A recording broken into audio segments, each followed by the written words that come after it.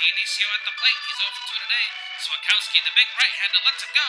It's right down Broadway. Dionisio lets it fly, and it's raining now. It's time for Rain Delay Theater with Jeremy Dionisio and Jack Swakowski. Hello and welcome to another episode of Rain Delay Theater, the podcast where two bums talk about other bums at baseball games. I'm Jack Swakowski. And I'm Jeremy Dionisio.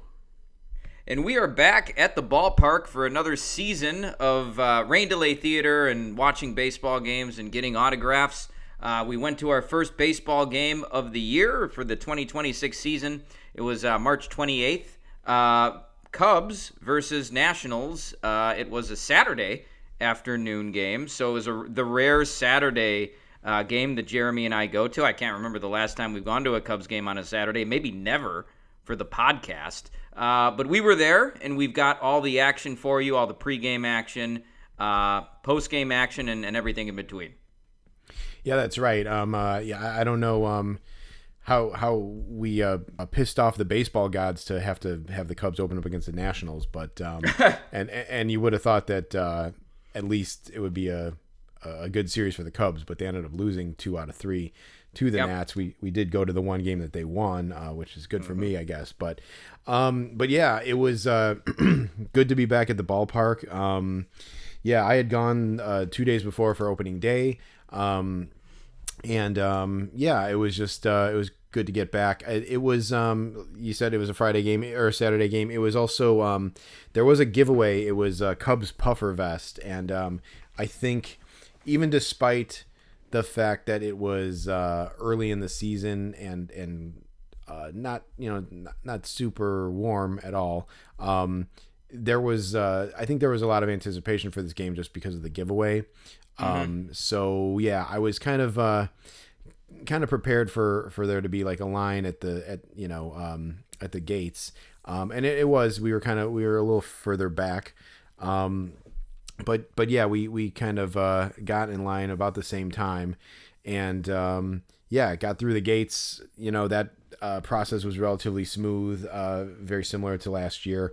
But yeah, we got through the gates, and they kind of had the I don't know if they've been doing this other times, but it felt like the box where they're handing out the giveaways was like kind of far back from when you actually walk in through the gates. Like, I feel like if you weren't paying attention, you could like miss it. So it was a little weird. Obviously there's like always a mad dash to get in.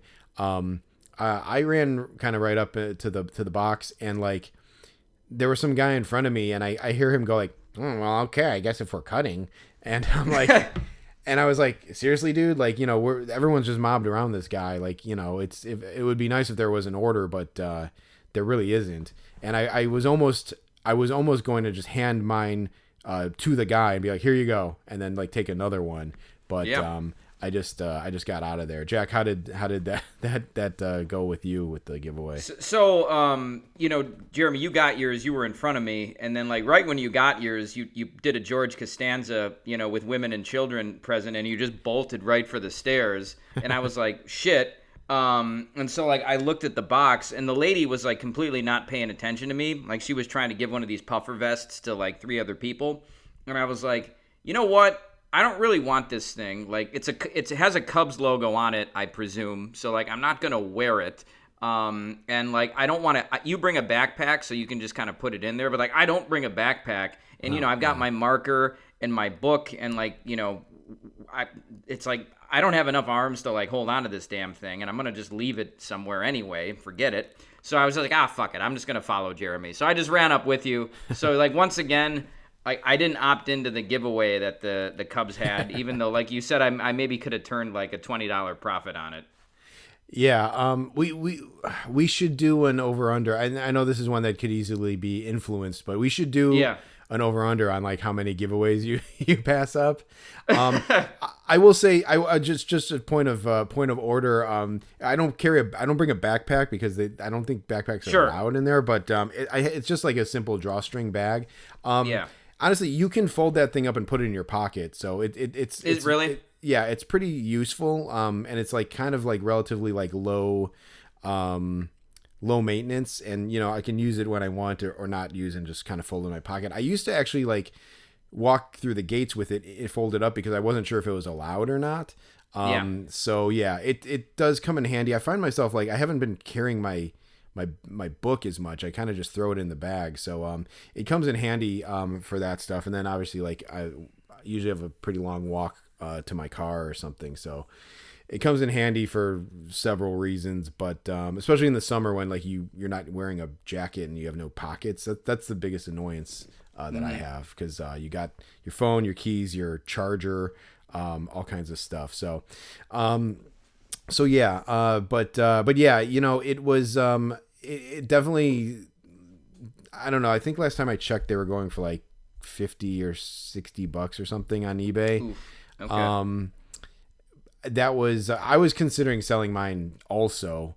Sure. But I did look at it. So it's very thin, but it does have like that Cubs 150-year logo on it. So that was pretty cool. So I was actually kind of, because I know the hats, they have hats and jerseys that have that patch, but I don't anticipate myself buying anything with that patch. So it was actually kind of cool to get one with the patch, or get something with that patch. So for me, it was cool. And I don't know, I'm not much of a vest guy, but it's Same. not a bad one to have.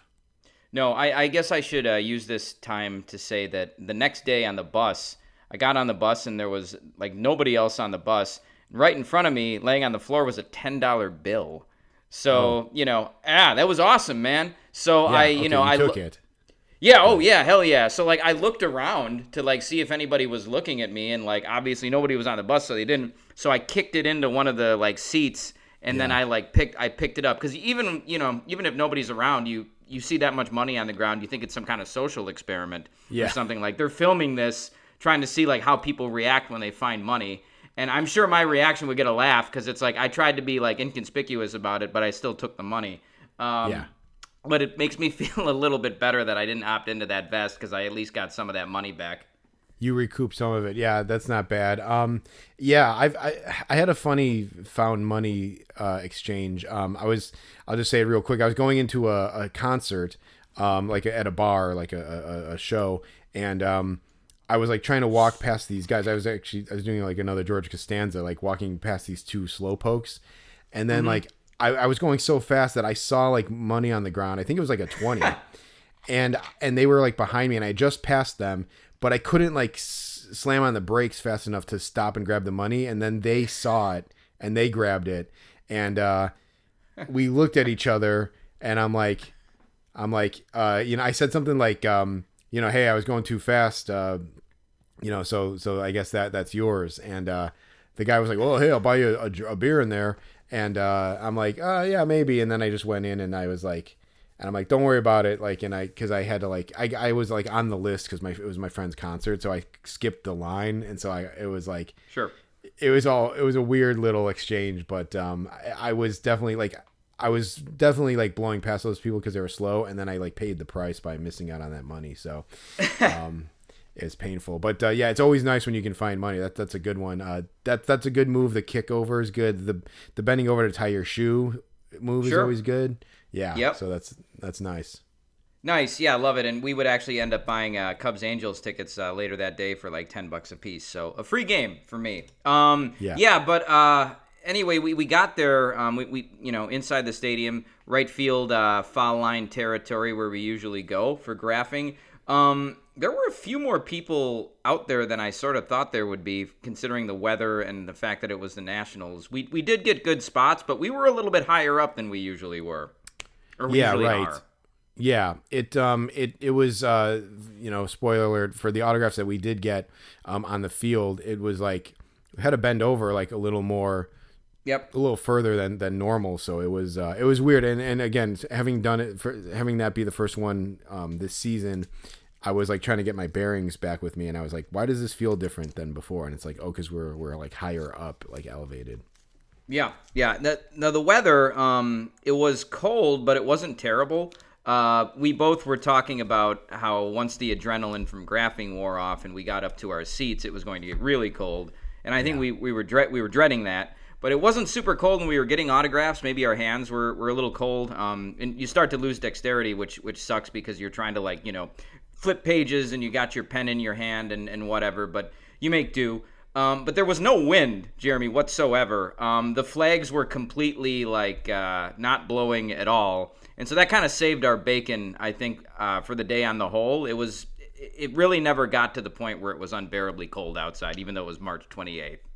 Yeah, there were a few blusters, but it kind of died down pretty quick, and I think our hands were getting a little cold during graphing. I think I said later, I'm like, the coldest I ever was when we were graphing, so it stabilized during the game, so that was a godsend. It was another situation. I mean, I did dress heavily for the game. I was prepared. I had a blanket, but didn't end up having to use it. So, it worked out pretty well as far as that goes. But yeah, we were down there and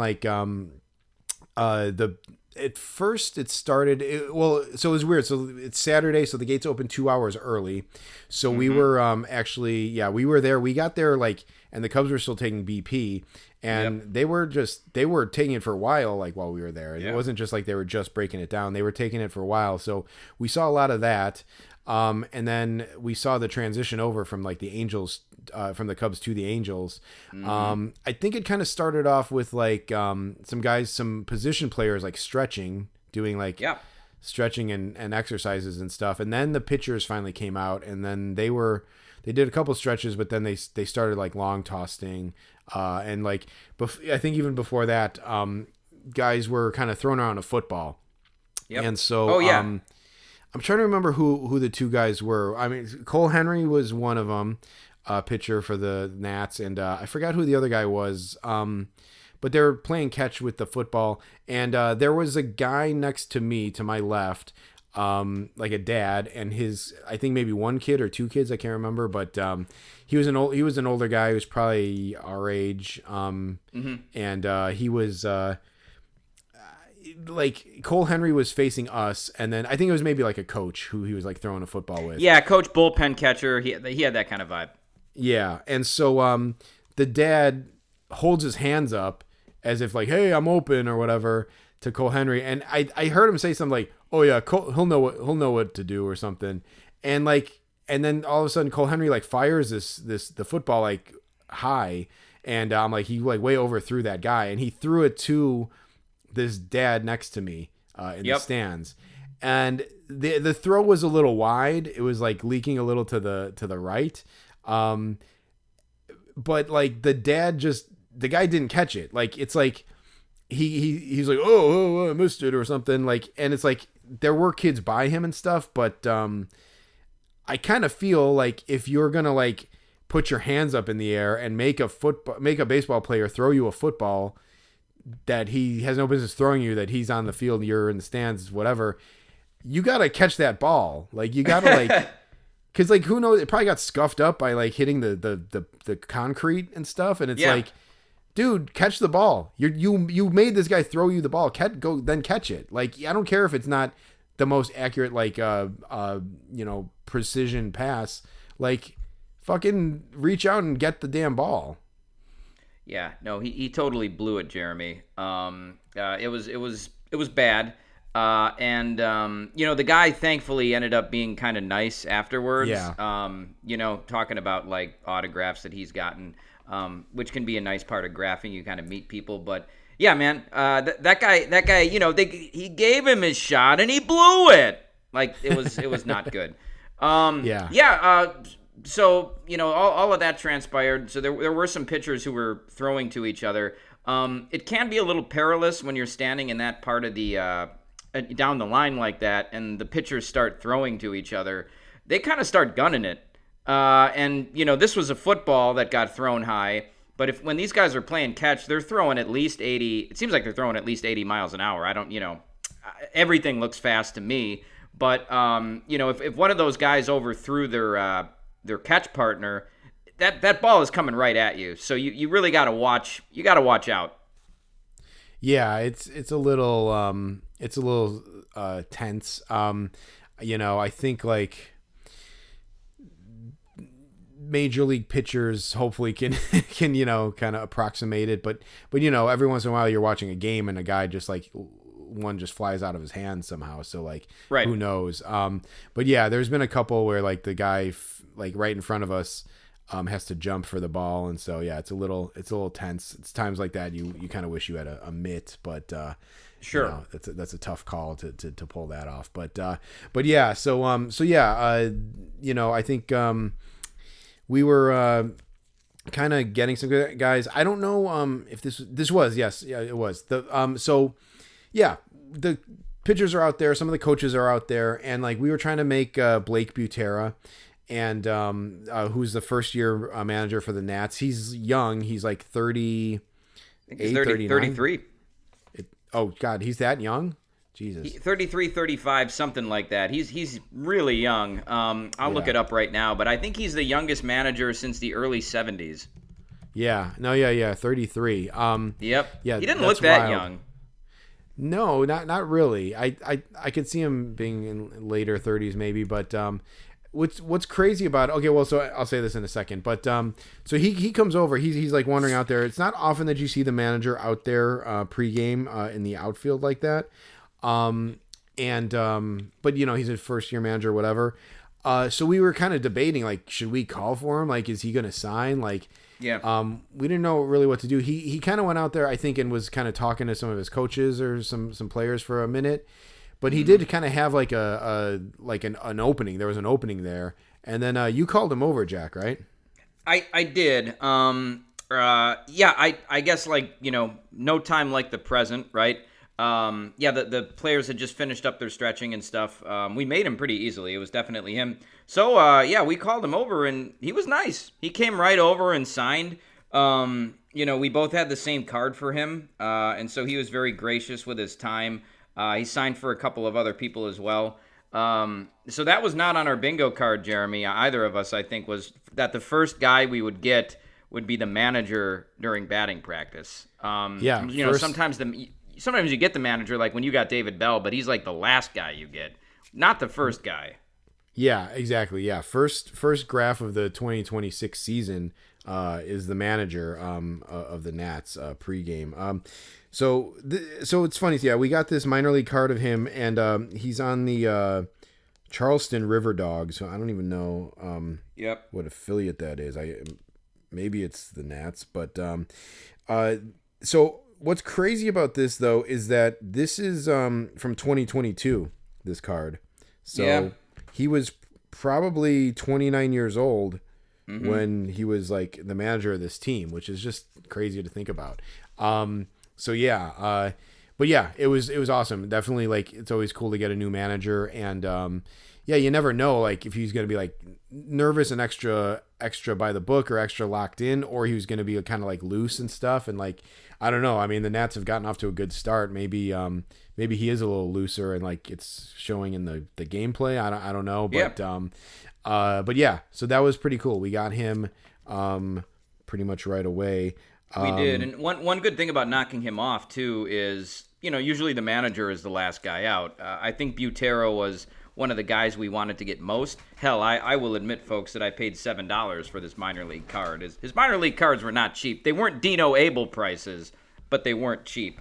That's a lot to pay for one card that you're going to get signed. But I had to do it. But the manager is usually the last guy out, so you get him, you knock him off if you want him. That means you might not have to stay at the Nats bus the whole time, right? So that maybe bought us a little more time at the Cubs lot, which was sweet.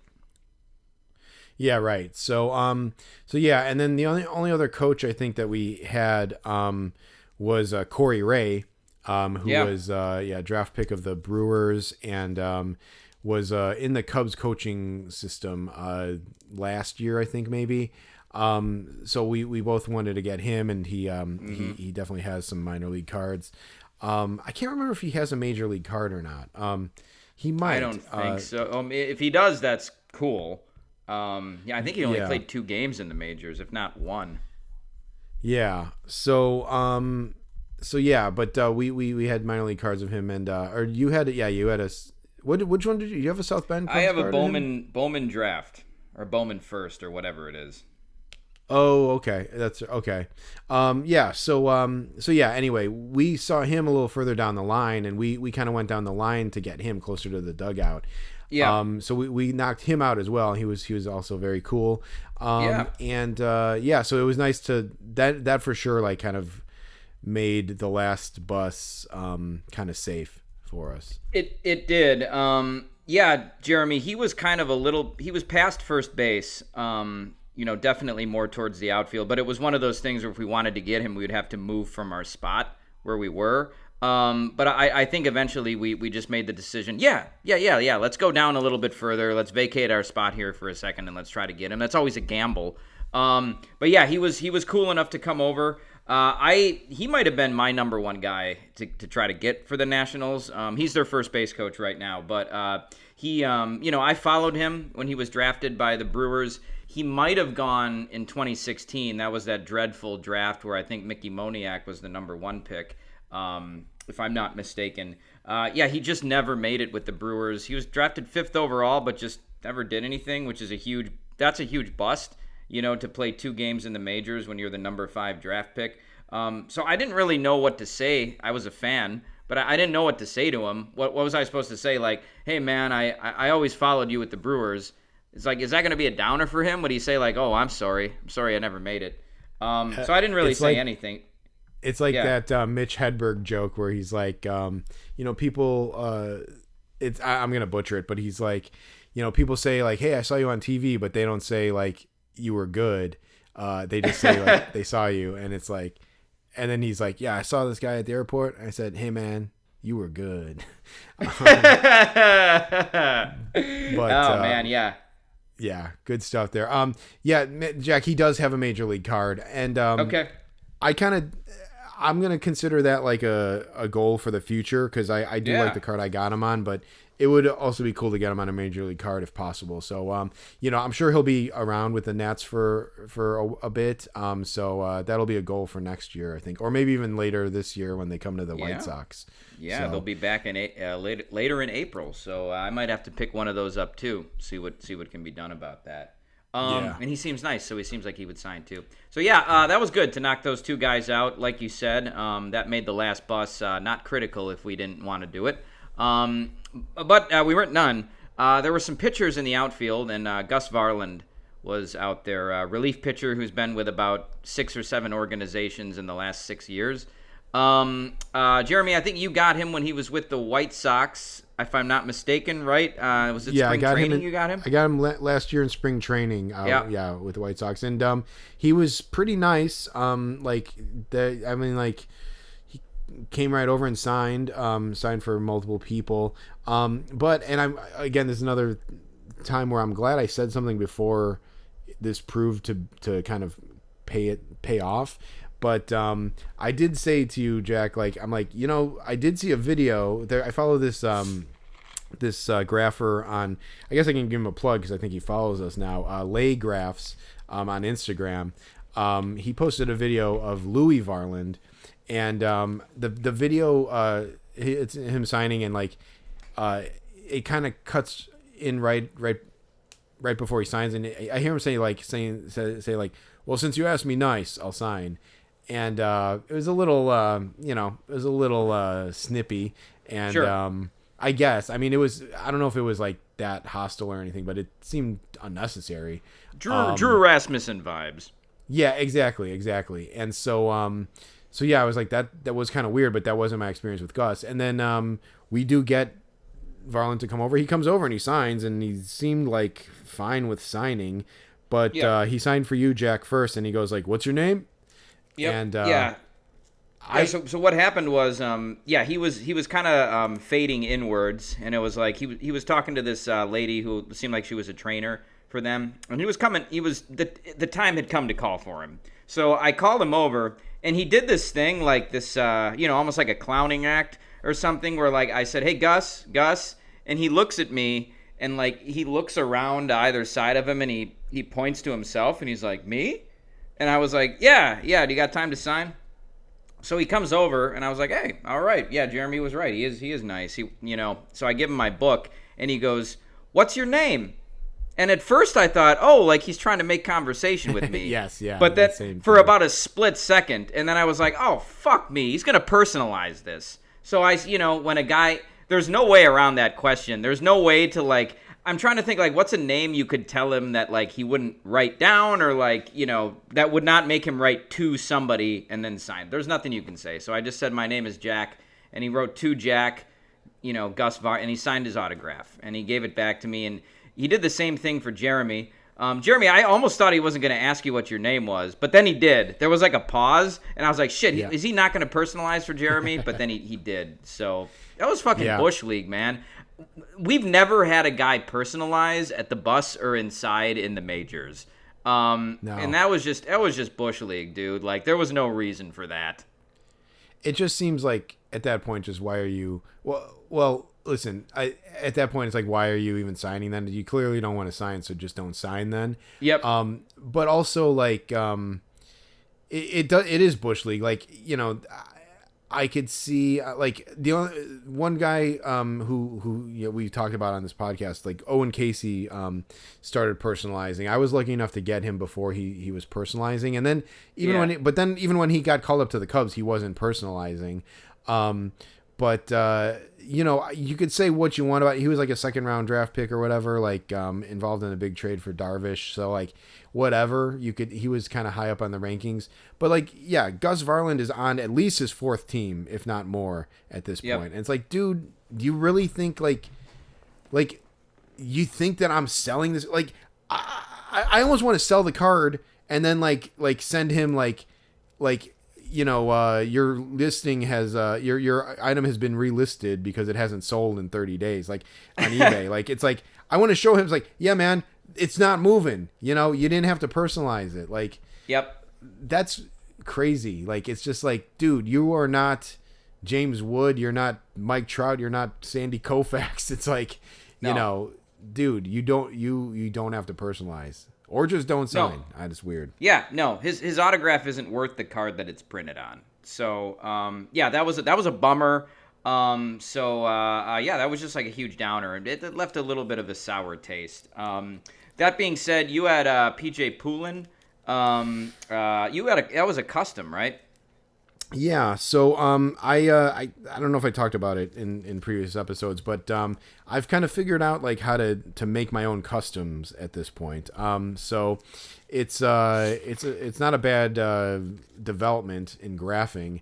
I basically can have like whoever is on the team, as long as I can like get to the printers to get the cards. So when I say printers, I mean Walgreens, because they're basically photos, but still. I didn't have a PJ Poulin card. I didn't have a Foster Griffin card, and I didn't have an Andre Granillo. I made those three. Poulin was in Heritage, and I had ordered the card, but I hadn't really... The guy shipped it without tracking, so I didn't know when I was going to get it. Turns out that I got it the night before the game, so I actually had it, but I still printed the custom, so I'm like, I wanted to like get the custom signed too. So I called him over, leaned over, and like I asked him if he could sign I pointed out the custom to him, and you maybe caught a little bit more of it than I did, Jack, but I said like, yeah, I made this one for you, and he's like, oh yeah, nice. Like I think he said like, nice picture. I like that picture. Yeah, he was impressed. Those customs were a real hit, Jeremy. We'll get to another one later, but he liked it, man. He dug it. I will give you credit. Like they are pretty cool. You're able to make a tops one from '87. You did it with a player for the Angels that looked really cool too and looked like the real thing. So it's a pretty good strategy for guys that don't have cards. Yeah, it's not bad. So I was able to get him. He signed it, and like he was kind of like marveling at it and like admiring it. And then he said like, yeah, I like that picture you picked too. And then I was like, but then I ruined it because I was like, could you do the other one too? And then like he had like this card in Heritage. It's like a quad rookie card, just like the other ones like in previous years of Heritage. Mm-hmm. And so I had him. He was cool. He signed it too. But I didn't really give that moment time to breathe. But I did get him on both of the cards I wanted. So that ended up being cool, I guess. Yeah, nice guy. Jeremy, what you should do when the Rockies come to town is like some kind of social experiment. Like find the worst picture of Warren Schaefer that you possibly can and get a Yeah. custom made, and then see what he says. Right? Maybe he'll be like, "Oh man, that's a great picture. Where'd you find that one?" You know? Yeah, exactly. Yeah. Could you send that to my wife and kids? Like, yeah, that would be funny. We'll have to see. Yeah. How that goes. But because he doesn't have any other cards. But yeah. No. So yeah, I'm just looking through the rest of my. I didn't make a note of it, but I also got Clayton Beater during pregame as well. So yeah, not too bad pregame. No. Haul of those guys, but yeah. So BP kind of ended. I'm trying to think. Oh yeah. So I didn't make a note of this, but I was really trying to get Foster Griffin, and he was there. He was in the zone, and he was someone called him over to throw him. He got a foul ball, and someone was trying to get him to give him the ball, and he came over, and he actually like rock paper scissors the kid for the ball, and it was kind of nice. And he was just a little bit down from me.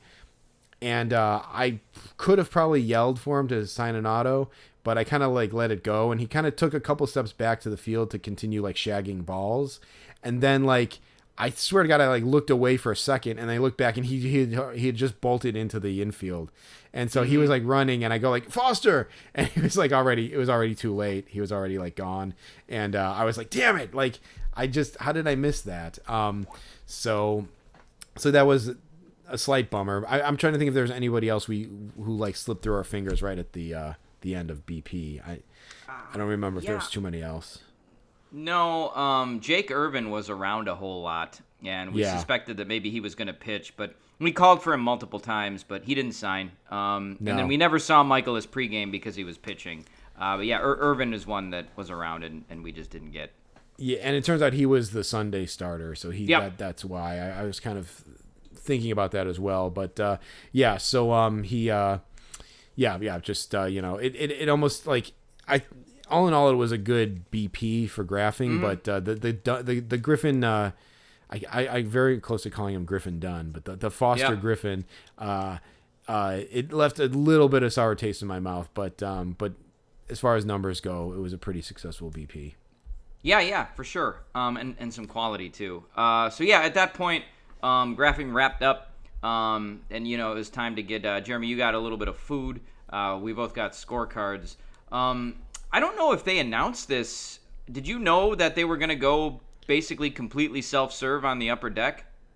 No, I didn't. But the main food stands, I guess. There are a few other like those standalone ones that are maybe still, human manned, but yeah, they used to have like regular food stands, on one by like left, like kind of like between first and home, and between home and third on each side of the upper deck, and they replaced them with self-service stations basically. So it's kind of like those Amazon stores, like where you walk in and you swipe your card at the entrance, and then you just pick what you want, and then you just like walk out. So it's kind of weird. It's kind of goofy. Like you're still scanning your phone, so it's like it's not really saving that much time. And I don't really know psychologically or convenience wise why it matters. Like maybe I don't know. Can you think of why it's better to swipe before you go in than after? Like I don't really know what difference it would make. Yeah, there's got to be some psychological thing. Like, how grocery stores will put the items they want you to buy the most on top, on like the top shelf, and then there's a lot of psychology that goes behind that. There's got to be something, man. There's got to be some kind of study, because Amazon did it, right? So I've never been in one of those stores. It kind of scares me to go in there. I'm like, I don't know what to do in there. Like, there's no employees. But yeah, like maybe if you swipe your card before, like you don't have that remorse of like grabbing all your stuff and then having to pay, like the dread of paying for it. It's like, well, if I already swipe my card, I can grab as much stuff as I want and just walk out. Yeah, and I'm not right. going to even really know, I'm not going to know how much I even paid for it until later. Yes. Yeah. That's got to be it, Jack. It almost you almost feel like you're probably getting it for free when you like do it that way. So that is probably why. And yes, to your point, Jack, I still don't know what I paid for that food. So I didn't fucking look at my statement, but it is messed up. There's no prices anywhere. It is messed up. It's like, how did I just buy? I bought a bottle of Coke Zero and a Polish, and I don't know how much I paid for it. That's kind of messed up. There you go, man. So I didn't go hog wild, but I should probably know what I spent going in there. So yeah, it's messed up. Anyway, I went in there looking for a burger because I wanted a burger, and like they didn't have burgers there. And then later I saw people with burgers, so it's nice to know that they exist somewhere in the stadium. I just didn't find them. But yeah, it's obviously like each year now there's like, well, every year with baseball, there's a new thing, in the stadium, like a new procedure. A couple years ago, they went cash free. So every like first game you go to in the year, you find out what the changes are. And that's a new one. I've seen other stadiums like with similar things, but that's a new one up there. And I don't know. I maybe I mean, if it makes things go faster, that's fine, because it's super annoying to be stuck behind someone who doesn't know what they're doing in line. So so that could maybe be helpful. So yeah, I guess were you back? You were back at your seat already, right? By the time I came. No, actually, you weren't there yet. You beat me there, because this next thing was something that you had to point out to me. Right. So. Okay, so we get I get my food, heading back to the seat. We had really nice seats, actually, like upper deck reserve, like third row, I think. No obstructions, and we were right in the middle of the aisle, which ultimately is better for us. But I showed up, and I came in from one side of the aisle, and I was really trying to figure out what side is better to go in, but there was people on both sides. So I just went through the side that I was closest by, and I had to make about 6 people move, or like get up. And I get through, and like the last 2 people are like these like older people. And this guy, it looked like he was in like a full sleeping bag. Like, I don't know what the hell he was wearing, but it was like a big fucking like pocket of material. Like he was like a slug. Realistically, it looked like a big snowsuit, but it was just like the arms and legs of this thing were just like inflated. Like he looked like one of those like it's like what one of those inflatable tube men would wear or something. I don't know how to describe it, but you're right. No, he looked like just a big blob of material. In my mind's eye, like in my like memory, there were no arms or legs. It was just like one big like thing, but it might as well have been that. Like, and so and he was an older guy, and he looked kind of scuzzed out, and and he was just useless. He was just like and Christmas Story. I'm thinking of like Randy, the main kid's brother, Ralphie's brother, and there's a part where they get like basically like accosted by Scott Farkas and Grover Dill, I think his name is, and they like push the brother down, and they like kind of mess with Ralphie, and like the voiceover says like Randy laid there like a slug. It was his only defense, which is maybe one of the only lines I like from that movie. But but yeah, it's kind of like that. The guy was just like there, like a useless slug, and so I had to step over him, or I had to like kind of walk by him, and he did stand up, but he kind of like collapsed back into his chair, and he was like grimacing like, oh man, why do I have to get up, and he like just kind of like leaned backwards, like, because he had no like mobility with this fucking padded suit. So I kind of get around him, and then I go, and I think I'm supposed to be sitting right next to him, and I look on the ground, and then suddenly I'm like, okay, well, I'll leave a buffer seat, because maybe all the seats won't be full. So I leave a buffer seat between me and him. Then I look down, and like, first of all, there's a beer can in like my cup holder, and it was just like a gross like Miller Lite like aluminum can. Like I think they're serving beers in aluminum cans these days, and like it was just looked like a gross like ratty like a a gross like ratty beer that like someone just like left at on a table at a party. It was just sitting there, and that was gross in and of itself. But then I looked down, and there are like 15 Hershey's Kisses wrappers, like just all like kind of like gnarled and like thrown on the ground. Like this dude was just fucking crushing Hershey's Kisses and just like throwing the friggin' foil on the ground. And I swear to God, it was like, it had to have been like 15. It was a Jeremy, fucking, when you pointed that out to me, it was a war zone. Yeah. How sometimes people will eat peanuts and there'll just be shells just all over the ground. That's what it was like, Yeah. but with Hershey Kisses wrappers. Yeah, or like if for any pet owners out there, like I remember there were times where like we would like go out shopping, like my mom and I would go out shopping, and we'd come back and like it's like, oh no, the dog got into the candy or the chocolates or whatever, and then there's just like fucking like just shreds of stuff like everywhere all over the house. It looked like that. It was like, what the hell? What kind of animal came in here and just gnarled all these friggin' Hershey's Kisses? Oh, it was friggin' sleeping bag man. Like what the hell? Like it was confusing and weird. Yeah. Yeah, that was strange, Jeremy. I don't think I heard that guy utter like one word during the game. So that was No. That was weird. That was just like his first and only impact. And sometimes it just depends what people are sitting on which side of us that get the brunt of it, and you got the brunt of that guy, I guess. So yeah, we that should be another over under, like who has to like be subjected to the most like freaks. Yes, either with that seats or is with a good graphing. one. Yeah, Completely out of our control too. 100%. Yeah, that is a good one. We got to keep that one in mind. A one game thing that was kind of note. The game was a blowout. The Cubs took a big lead right away and never relinquished it. And I think the final score was 10-2. So it was never the game never seemed like it was in doubt at any point. But James Wood did hit a crazy home run. It was opposite field. I don't know if you watched the replay of it, Jeremy. I didn't. But did you? So you watched the replay of it? I did watch the replay, and like I have to say, sadly, it wasn't as like it didn't feel the same as it did seeing it in person. I will say. Okay. It was still in person. It looked like it was about 10 feet off the ground, just a straight line drive right over the fence, in like left center field. So it seemed crazy, but maybe it wasn't actually like that.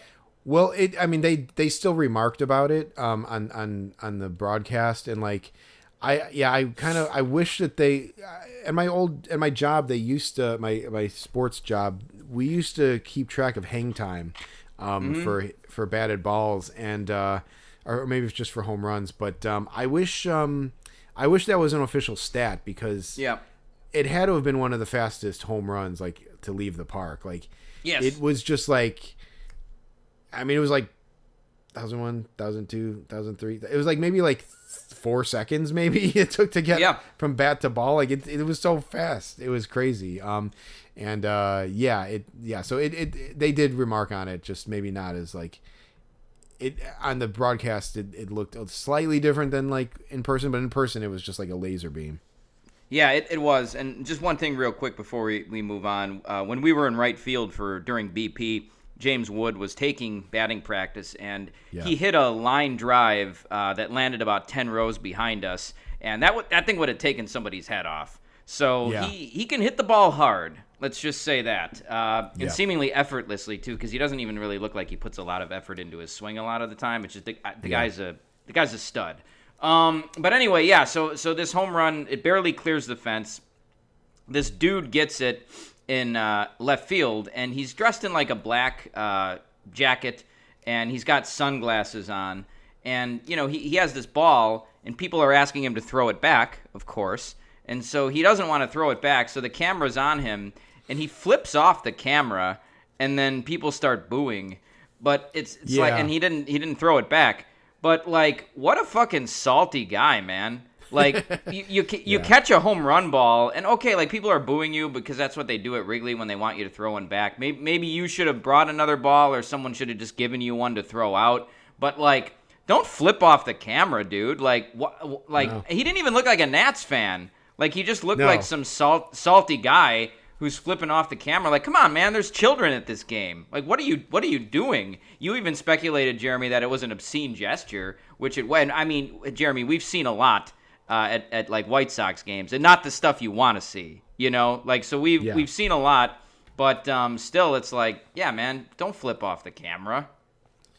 Yeah, I mean, yeah, that is considered an obscene gesture. I think like they could have like removed him, and I was genuinely I mean, I doubt that they did do anything, but I was genuinely curious if they would, like run him, or like maybe they told him like, hey, don't do that again or something. Yeah. But like, yeah, I don't know. It was it was funny, and you're right. It's not like he was a Nats fan. He just seemed like. He seemed like it almost seemed like he was just like, you're not going to intimidate me, like, fuck you or something. And like, it was just like, okay, dude, like, that's a weird energy. Like, like, yeah. It was definitely weird. He didn't seem like mad or happy that the homer had, because there's also that too. It's like, yeah, I guess maybe the Cubs were like, felt like they were in control, so it didn't matter that much. But yeah, it seemed incongruous to there was no joy in catching that home run ball, or like levity or humor. And catching a home run ball is awesome. I've never done it, but it would be fun. So it was just a strange thing. Of course, when you sit in the 400 section, there is the sort of the concourse, the aisle in front that separates the 400 from the 300. So, it's your burden, it's your cross to bear as someone who's in the 400s, that people will inevitably stand in that aisle. And if you're standing there, you're blocking somebody's view of home plate. And so there were these women who were standing there, just being idiots in the middle of an inning, basically. Yeah, there were three girls like in their 20s, like just girls like at the game, like drinking or whatever. And so like, yeah, I think there's three of them, and they're standing there. Maybe one of them has like a phone in their hand, and they're just kind of looking around like they don't know where they're going, or they're just whatever, just standing there, like not a care or thought in the world, like looking at the game, but not realizing there's like 10,000 people behind them. And so to the credit, there were like the ushers were actually trying to like shoo people along. It was actually kind of a little upsetting to see how many people kind of blew them off. And like, it's like most people, I think, like if they were blocking the aisle and the usher came up to them, they'd be like, oh, sorry, let me move. And then they kind of like scurry out of the way. A lot of people were just like, yeah, okay. And then like, would take their time moving. And it was definitely disheartening to see. Yeah. These three girls, the usher asked, it's like, hey, could you please move it along? And then one of the girls goes, yeah, she's calling someone. And I was just like, I'm like, what do you mean she's calling? Like, who's she calling? Who cares? What do you mean she's calling someone? Like, just go to your seat. Like, what do you have to call them for? Like, are you calling the box office to like, hey, I made an order for tickets. Like, you have the tickets. They're on your phone. Just look at your phone and go to your seat. Like, who are you calling? No, it's absurd, Jeremy. And the usher just let it happen. And then, like, this transpired for another 30 seconds. And then the usher went up to the girl again. And she's like, oh, I'm just calling somebody. So, like, she said it at least twice to this person. That's how long this whole thing took. And yeah, I agree. Or if like you're gonna call somebody, go into the, go into the place that isn't this aisle and make the call. You can make a call anywhere. I think she was legitimately calling someone to find out where their seats were. I don't think she was like just making like a a joy call or something. Like I agree. And like it's just like it's like. Number one, I just don't know how you get up and don't know where your seat was. Like, it seems like you would get up and be like, well, hold on, let me see where. Okay, section 427, row 3. Okay, cool. But it's like, what are you going through life? You just call everyone like whenever you don't know anything. Like what, like, is this the bus that I take to work? Let me just call someone. Bus, could you just sit here, please, with your door open while I call someone and make sure that this is the right bus to take? Like what a bunch of nonsense, man.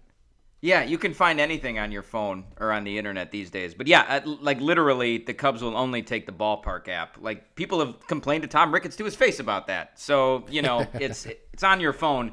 Jeremy, I think these ushers though, I feel bad for them, and you're right. A lot of people are blowing them off. Later on, we would go to the Cubs lot and we would see adult stupidity there.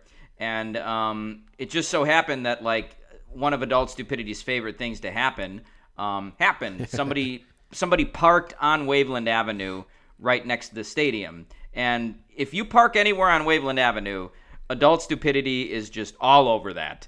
He will go right up to the car and he will start yelling at the car and say, "Move your car, move your car, move your car." And it doesn't matter what the other person says. Adult stupidity will just keep saying, "Move your car." It's his favorite thing to do. Like, you can tell how excited he gets because he really gets to flex his muscle. I think these ushers need to have a workshop with adult stupidity where he just teaches them how to do that, you know? Because it's like whatever you're in the aisle for, if it's a picture, if you're on your phone, the answer should just be like, move, like get out of the aisle. Get out of the aisle. Like, I don't care what you're doing. Like, you cannot be here. Between innings, when the game isn't being played, fine. But while the game is being played, get out of the aisle. Keep moving. That's what you got to do. Maybe I'll write in and suggest that to the Cubs and call the guy adult stupidity. They'll probably know exactly who I'm talking about. But I think they need that. That seems like a line that he's used more than once. Like, he didn't just come up with that off of the top of his head. Like, but yeah, that's a whole other story. But we love adult. We've gotten in adult stupidity's good graces, so that's definitely a good ally to have for sure. Yes.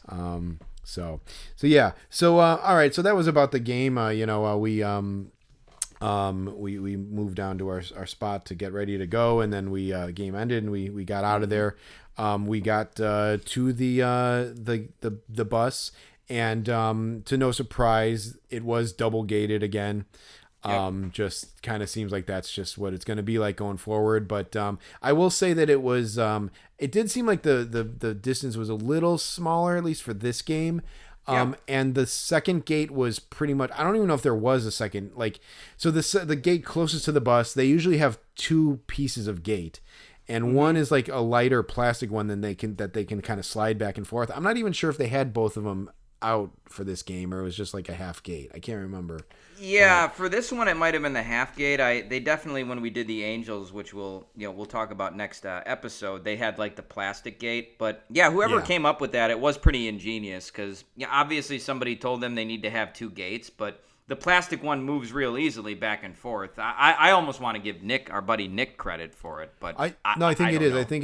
I think it's Nick and Flotation Tank. I think I said to him once, I'm like, I like that lighter gate, and like I think Flotation Tank goes like, yeah, man, we know what we're doing, like, we're trying to make it easy or something, like, so he even acknowledged that. Him or Nick, one of them did. So they legit have our back, like, on a lot of that stuff, so it's pretty cool.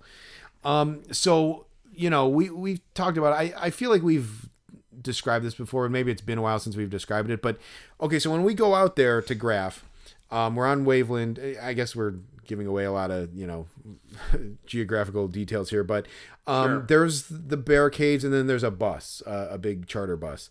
Then there's kind of like a gap behind the first bus. There's usually an ambulance for any Yahoo who slips and cracks his head on the concrete, whatever. And then there's two buses behind that. Usually, that's usually how it works, and they usually kind of like barricade in the first bus. And then, we stand at the front of it, and usually every so often they let people get away with gathering by the back of the bus. We started calling that the JR house because one year with was it the Reds? Yep. He ended up signing for people over there, so we called it the JR house. But it's generally blocked off, and like people, they make you stand at the front. So this was the exact same layout for the Nats this year at this game. And there was one guy who came out who, like, we usually call like the traveling secretary. I'm not exactly sure what their title is, but they're the guys who seem to be like in charge of like their travel and making sure they get on the buses leave on time, they go to the right spots, whatever. One guy came out and put his bag on the bus and then kind of like went missing for a little bit. But a second guy came out in a Nats jacket, and he seemed most like maybe like the assistant to this guy or something, or like co-traveling secretary, co-security guy, whatever. And the Nats guys start coming out. The announcers come out. Dan Kolko, I think his name is, and Kevin Franzen. And he tells them to go to the second bus. So he waves them off of the first bus, which is sitting right there with the door open, waiting to receive Nationals baseball players. And he sends them past the first bus, through the barricade, out into like no man's land that's not protected, past the ambulance, and onto the second bus. Which, like, I think he maybe had the doors closed at that point, because that's just not how it works. They do that on getaway day, but not on the not on non-getaway days. So I don't know what his thought process was. Neither one of us were there on Thursday for the first game, but he sent these people through the barricade. And not only is it like much further down, but you're going from protected area to non-protected area, and it just didn't make sense whatsoever. It seems to defeat the purpose of all of the security protocols that Wrigley takes to like protect these guys, which is these barriers and all of the security guards. That area between the buses, that no man's land, not only are there no barriers, but there's no security guards either. So just like any Tom, Dick, or Harry could walk up to these players in that in that no man's land area. So yeah, like that's totally protocol on getaway day, but also they block that entire area off with barriers as well. So you can't walk between the buses if you're a fan. But they didn't have that set up on Saturdays. So we were kind of just befuddled at this, and we were like, well, it's a bad sign that they sent Franzen back there, because like, are they going to send other players back there too? And sure enough, that's what they ended up doing. They ended up sending most of the team back to that second bus. Yeah, and it's super frustrating because, like, we don't know, especially first day of the series, we don't know the variables. We don't know, like, if there's going to be two gates, if there's going to be, like, two solid metal barriers, like, if graphing is going to be possible, if it's going to be easier. There's so many, like, things that are unknown, and we won't know until we kind of see it. And even once we see it, we don't know how it's going to go until like it's in action. And like one thing we were just not prepared for at all was for this Yahoo to be sending guys to the second bus. So it screwed us for like a lot of the guys. Yep. It sure did. Because it's hard enough to get guys. It's twice as hard to get them to turn around when they're already headed in a different direction. It's why we don't normally graph getaway day, like at least at the front of the bus, because like they just don't ever turn towards you. So it's it's a losing battle, like from Jump Street. So super annoying. So guys, I feel like we just kind of watched guys go back there, and just we would call for them, but they didn't even like see us, or some of them might not even heard us, and like. I think, and they also do a thing where like the second that they step out of the stadium, which is when we would call for them, they're right in their face saying like back bus, go left, whatever. And so it screws you over big time. So yeah, I mean, I don't know, like pretty much any guy you can think of ended up going that way. Mm-hmm. I don't know if there was any of note for you, Jack, specifically, but not Joey Weimer. It was disappointing to miss out on him. I don't know if he would have signed anyway, even if he did the first bus. I will say at some point, this is a little bit later on, but we might as well just mention it now because it doesn't matter. But guys did start going on that first bus after that second bus left, which also didn't make any sense because usually the buses pull up, but that bus just ended up leaving, and then guys got on the first bus. So it's like, why was the first bus the second bus? It can't be explained. But anyway, there were just three of us. We should also say it was just you, me, and this other kid. I don't even want to call him a kid because he might have been 30, but it was like it was, or at least in his 20s. But it was three of us. That was all for the entire time. There was at no point was there anybody else but us three. Not even Nats Pud, who I completely forgot about. Don't miss that guy. I was gonna say that James Wood homer. That's what Nats Pud would call a cheap hit. But like, it's just if it was the Cubs, Yeah, it's anyway, he wasn't there either. So just three of us. So James Wood gets on the first bus, and we called for him, and he just looks over. I don't even know if he looked at us. He just ignored and got on the bus. And it's like, there were three of us, man. There were 3 people here. Like, you could have, it would have taken you 10 seconds. That's one where we actually said, like, it's just, hey, it's just 3 of us. Yep. Like, and yeah, nothing. Yep. No. Yeah, So, so it was bad overall, man. Yeah, that was annoying. One thing I did have, yeah, I'll say this. So one guy that did come out was Andre Granillo, and I think this was actually when the second bus was still there. I actually think I was able to pull him, from the grasps of the second bus to the first one, probably because I really sold out for him because I really wanted to get this custom signed by him. So yeah, I had a custom for him, and I called like Andre, and he did hear me, and he came over, and I kind of put my book out, and I didn't even get a chance to say my trademark is like, hey, I made this for you, or I made this myself. And he saw it right away, and he's like, hey, did you make this? And I was like, I did. And he's like, yeah, I like that. I like that picture. I might have even missed some of the stuff that he said, but I think he said, that's awesome, bro. I think he might have said that. So he liked it, man. He was into it. That's right. And I did say, like, I'm like, yeah, I didn't get the heritage yet. And afterwards I realized, I'm like, he doesn't know what the fuck that means. But yeah, he politely was like, all right. And then he left. So yeah. Good. Exactly. I don't know. Maybe some of these guys, I think even the guys who collect, like, a lot more guys are getting into collecting, but I still doubt that they know like the name of the products like that. But but it was very cool to get him. So it was cool to like get my first custom with an autograph. And not to get too in the weeds here, but like I figured out how to like fade out, like lighten the bottom part of the picture so the autograph pops better, which is what they do with actual cards that Topps has player sign. They lighten the image a little bit, and so I was able to do that, and he signed on there, and so it was cool to get one, and he signed it right in the perfect spot. So I don't know if I'm even trying to think. I actually looked at my records, and I actually saw Granillo pitch last year for the Cardinals, which I didn't realize. I don't know. Maybe I might always. I don't know how long he'll stick around the league, but I think I might remember Granillo because he was the first guy to sign like I guess Poulin did too, but those 2 guys, like he was the first one to sign like a regular custom of mine. So pretty cool. Yeah, that was good. And another guy I'd gotten him before, but only once. It was a guy that Dennis always signs. And another guy we pulled from the grasp of the second bus, I think he actually turned around and signed for us, was Miles Michaelis, or as Dennis called him, Michaelis. Dennis told us he was always a good signer, and he signed for me once. I don't remember when I got him, Jeremy, but I must have been graphing the Cardinals. He signed for me. I got him on a heritage. Yeah.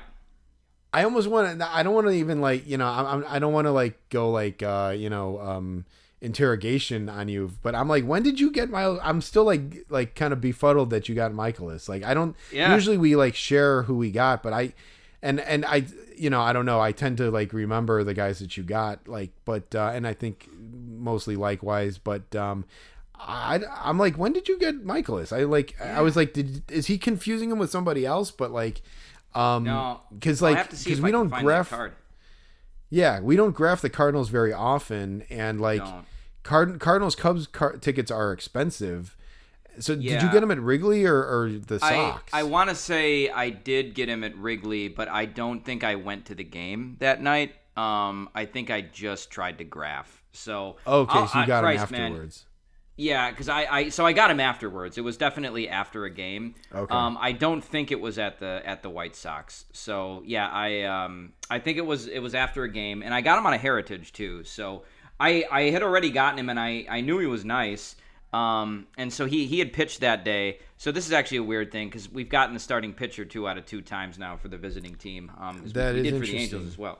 Yeah, so that's interesting, and both guys actually sucked in the game too. So like and we've gotten Kyle Freeland when he sucked. So it's like seems like it's if a starting pitcher completely sucks, the odds are decent that he'll actually sign for you.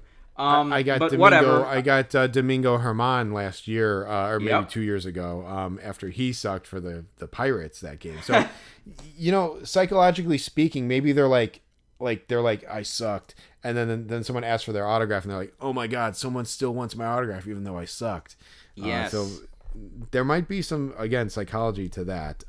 Yeah, but it's almost like a yeah. form of predatory graphing, you know? Like, you know, after a guy gets injured, you get his autograph. It's a predatory graph. After a guy, you know, gets shelled, too. Why not? It's a little predatory. Yeah. Yeah, but Michaelis, though, he one thing about him is I've always noticed that he dresses like the Marlboro Man. Like, he's got a weird, like, style. It's not a bad style. It's just definitely very much him. So yeah, he was par for the course for him, but he did sign for us. I see he's from Jupiter, Florida, so it's not like he's from Wyoming or something, which is how he dresses. No. Jack, but anyway, you know me, and you know my style, Jack. Like you could probably assume that I'm not a fan of the way Michaelis dresses. Yeah. Just from knowing me for so long, but like honestly, I was like, he kind of looks cool. Like I think he was wearing like. Was it like a jean jacket with like that like kind of that sheep's wool kind of collar sort of thing? It was, and then he had like a checkered like a flannel shirt on, like and he had like he had jeans on and boots. It's like he looked, like I said, he looked like the Marlboro Man, and the Marlboro Man is cool. So it's like he's got like a very unique style, but. He definitely dresses well. He certainly has enough money for it. Yeah, it's definitely against like type, against brand, like for me to kind of like give kudos to that look. But I don't know. It's like, yeah, it's cool. Maybe I don't know if I'm saying it just because he signed for me. I've had that proven track record that that's all it takes for me. But I don't know. I was like, it's kind of a good look for him. So so yeah. Yeah. Yeah, for sure, and he's got a nice autograph too. So that was a win for sure.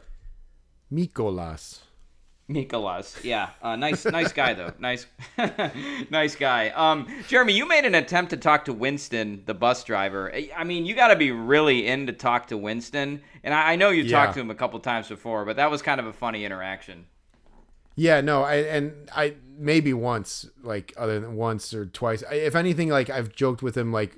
In the company of Nick or Flotation Tank, like amongst them, like, but rarely one-on-one. I think I tried to do it once and like it didn't go over well, but I kind of wanted to like implicate this Nats Yahoo who was like sending people to the back buses, and because Winston usually drives the first bus, and I have to assume he likes that because he gets out of there quicker. I don't know if this guy has to go sit in a fucking bus depot afterwards and like work the rest of his 8 hours, but like it seems to me like as soon as he drops the team off at the hotel, he's good to go. And he's always the first bus driver. And because this guy was sending like kind of shuffling things around, he ended up being like I think he was the last driver.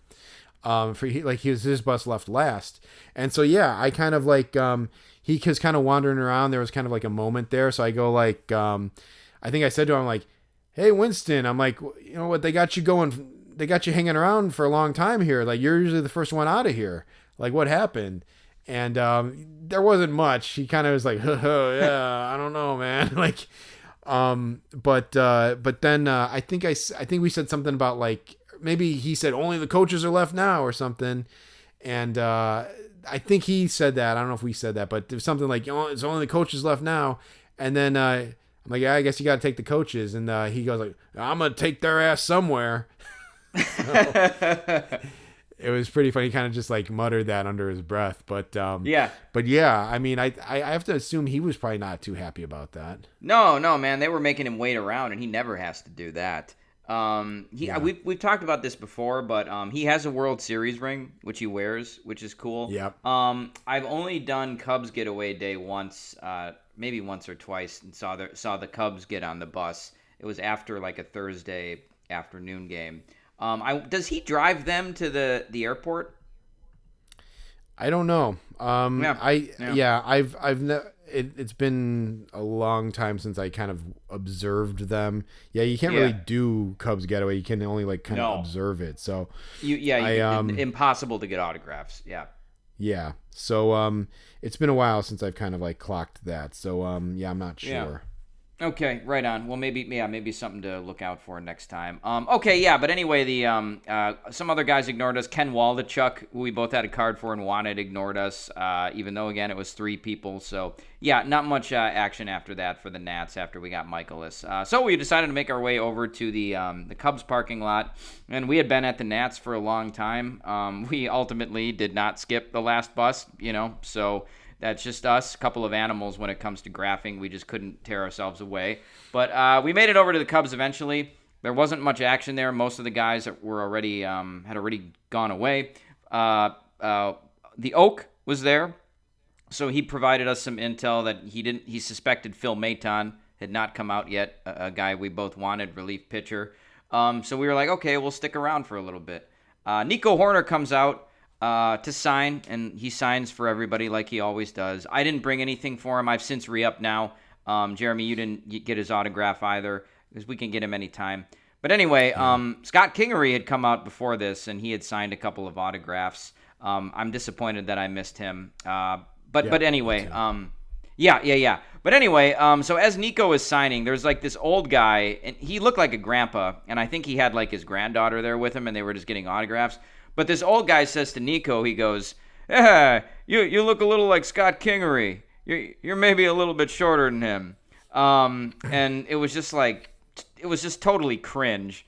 And you said to me, Jeremy, you're like, "Yeah, it's a good thing somebody held a gun to that guy's head and made him say that." It was just like, why would you say that to Nico? Like, how is Nico supposed to respond to that? Why would you say that? Yeah, well, yeah, I said it's a shame someone held a gun to his head. It's like, dude, you don't have to say anything. Like, you're better. Between that or nothing, say nothing. Like, yep. Don't say, like, just don't talk. You don't need to talk. Like, he didn't ask you. He's like, hey, who do I look like? He didn't ask you that. Like, just don't say anything. I didn't realize. I thought the guy was younger who said it. So like I mean, maybe this guy can get away with it if he is like a grandpa or something, like, but like I thought it was just some like some yuts like in his like 30s or 40s or something. But I don't. It just didn't make any. It's just like, come on, man. Like, that's just like, no one. I know you want to have an interaction with him, but like if you do, like, think of something better to say to him. Say congrats on the new freaking contract, like. Yeah, I was going to say, man, like, the guy signs a 6-year contract, and that's the first thing anybody says to him? Yeah. Is that he looks like Scott Kingery? Exactly. Yeah, exactly. It's like, oh, come on, man. You're going to make him stop coming over here. Like, so, yeah. No, it was bad. So, anyway, Nico went inside. They broke the bullpen down, whatever, the corral. The corral. Everything broke down, and they're like, it's over, folks. So when they say that, it's never quite over. There's usually a couple guys left. So we stand across the street by the firehouse. The Oak is there as well. And then Phil Maton comes out. So we make him, and then we ask him, and he completely snubs us. I don't even think he looked, and he went in the lot. And that was how the day ended. Yeah, and how the day ended and the season began. Yes. Yeah, he was. That after they break down the corral, it's always kind of tricky to like get the guys because again, you're in no man's land, and you gotta call for him early enough so he can see you and make a decision, but like not so early that he's in the middle of the road, but not too late that he's already committed to the parking lot. So I may have. You've got to be far enough away. You've got to be far enough away that like you don't scare the guy. Yeah, or the security gets pissed at you. So, yes. So yeah, it's very nuanced. It's very like stylized how you kind of call those guys. I was maybe just a second too early in calling him, but I don't think it mattered. Yeah. I've been watching more games where Maton's been pitching, and he took the L tonight. It wasn't quite his fault, and he almost got out of like a second and third nobody out jam, but he got the next 2 guys out and then just like got 2 strikes on the third guy, and then just like this guy Ohapi smashed it to Bregman, and it trickled into the outfield and 2 runs scored. They lost. He took the L. Maton looks like he's got a stick up his ass. Like, he doesn't look like a nice guy. As to quote Mark Bubblebath, on Damian Miller. He doesn't look like he's fun to hang out with. So I don't know if this guy's going to be a problem all year. He will be with the Cubs all year. So we'll have plenty of chances, but he doesn't look like a guy who like wants to sign or will sign. Like he looks like he's got a stick up his ass.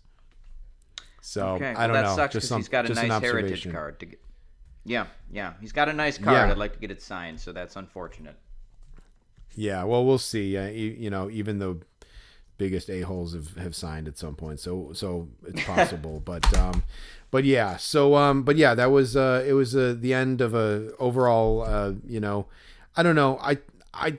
We kind of had mixed experiences just because I had like these customs, so I had a couple more guys to get. So I don't know. My experience was okay, but it was mostly during BP, and when that happens, it can kind of feel like a bummer because you're ending on a down note. I think my takeaway was like that should have been better. It should have been better than it was. Yeah. I mean, heck, my 2 top targets were basically Corey Ray and Blake Butera, and I got them pregame. Right, so that that's no joke. That's okay. Also got Miles Michaelis, which is fine. Long time pitcher. We got him outside. So yeah, overall not bad. Like you said, those should have been better. Only 3 of us at the bus. So it's when you fly that close to the sun, when it's a freaking Saturday game and there just so happens to be only 3 damn guys there, like you should be able to get more autographs. So yeah, I think that was what left that was what left us feeling like there were graphs on the table. Yeah, totally. So yeah, but overall it was good to break the seal on the 2026 season, and glad the Cubs won, but they're 2-3 to start the season against the Nats and the Angels, which is not great. But but yeah, so yeah, things are rolling, things are happening, and the Cubs are going out of town next week. Early season bind. I work evenings, so it's hard to get to these weekday games, and then you work most of the weekends, so it gets kind of tricky. So we do have one more game coming up, like confirmed in April. I think maybe we'll be able to sneak to another one maybe before then. I'm hoping. Yeah. But yeah, we have a couple other ones on the horizon on the radar. So obviously there will be plenty of graphing and games coming up now that the and started. we actually next week we will recap our experience at the Cubs Angels game that we went to this week. So that'll be fun as well.